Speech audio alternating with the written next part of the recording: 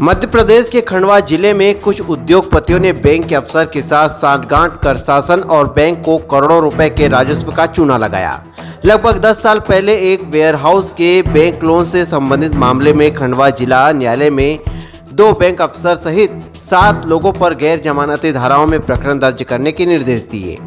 बता दें कि खंडवा के प्रसिद्ध उद्योगपति राजू भाटिया, ठेकेदार दीपेश राठौर और बैंक ऑफ इंडिया के 2 प्रबंधक तथा पॉलिटेक्निक कॉलेज के प्राचार्य सहित टेक्निकल अधिकारी अपूर्व सकल्ले पर गैर जमानती धाराओं में प्रकरण दर्ज किया।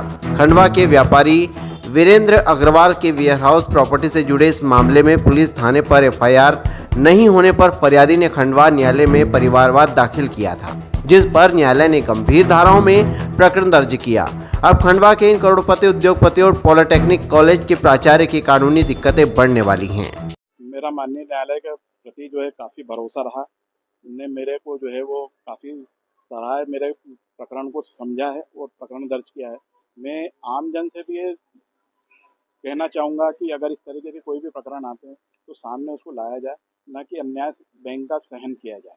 जिस तरीके से ये मिली भगत करके मेरे को भी आर्थिक क्षति पहुँचाई गई है, बैंक को खुद को स्वयं को पहुँचाई गई है, शासन को पहुँचाई गई, इस प्रकार इन अधिकारियों के प्रति जो है न्यायालय ने उच्च कार्रवाई करके जो मैं इसका स्वागत करता हूँ।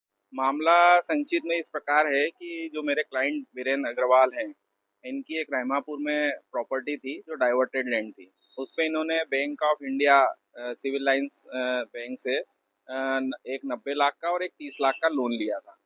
उस समय जो बैंक ने वैल्यूएशन कराया था उनके अधिकृत इंजीनियर अश्विन बायती से, तो 2014 में उन्होंने 3.5 करोड़ लगभग इस संपत्ति की वैल्यूएशन की थी। इस चीज़ की जब हमको जानकारी हुई तो हमने कलेक्टर ऑफ इस्लाम को शिकायत की। उन्होंने जांच की। जांच में उन्होंने ये पाया कि 2300 स्क्वायर फीट का तो उस पर निर्माण ही है और इन्होंने जानबूझ के उसको कम कराते हुए 613 का ही बताया। स्टाम्प ड्यूटी बचाने के लिए, शासन को हानि पहुंचाने के लिए इन्होंने इस तरीके से फर्जी दस्तावेज तैयार किए हैं और शासन को हानि पहुंचाने के लिए इन्होंने कम उसका वैल्यूएशन करा और इस तरीके से कलेक्टर ऑफ इस्लाम ने 17/11/22 को ऑर्डर करते हुए जनरल वीर सिंह भाटिया पे लगभग 20 लाख रुपए की रिकवरी निकाली और मुद्रांक अधिनियम के तहत धारा 40 में उनको पेनल्टी दी गई। तब इन सारी तथ्यों की जानकारी होने पर हमने पुलिस को भी इन्फॉर्म किया, एसपी साहब के वहाँ पे भी एप्लीकेशन लगाई, परंतु कोई कार्रवाई नहीं हुई। अंततः हमको परिवाद पत्र का सहारा लेना पड़ा।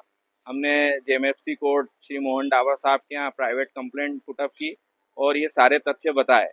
तब सारी एविडेंस और सारे डॉक्यूमेंट देखने के बाद डावर साहब ने 18/3/2024 को अंततः ये संज्ञान लिया कि इन सब ने 7 लोगों ने, जिसमें अभिनीत तिवारी, राहुल तिवारी, जनरल वीर सिंह भाटिया, अश्विन बाहेती जी और दीपेश राठौर, सनखेड़े जी और अपूर्व साकल्ले, इस तरीके 7 लोगों ने आपस में संगनमत होकर षड्यंत्र पूर्वक धोखाधड़ी, बेईमानी करते हुए, फर्जी कूटरचित दस्तावेज तैयार करते हुए बैंक को, शासन को हानि पहुंचाने की दृष्टि से और स्वयं लाभ प्राप्त करने के लिए ये कृत्य किया है। और इस तरह कोर्ट ने धारा 420, 463, 465, 467, 470, 471/34 भादवी के तहत संज्ञान लिया है और ये जो है सेशन ट्रायल है, सेशन कोर्ट में ही इसकी सुनवाई होगी।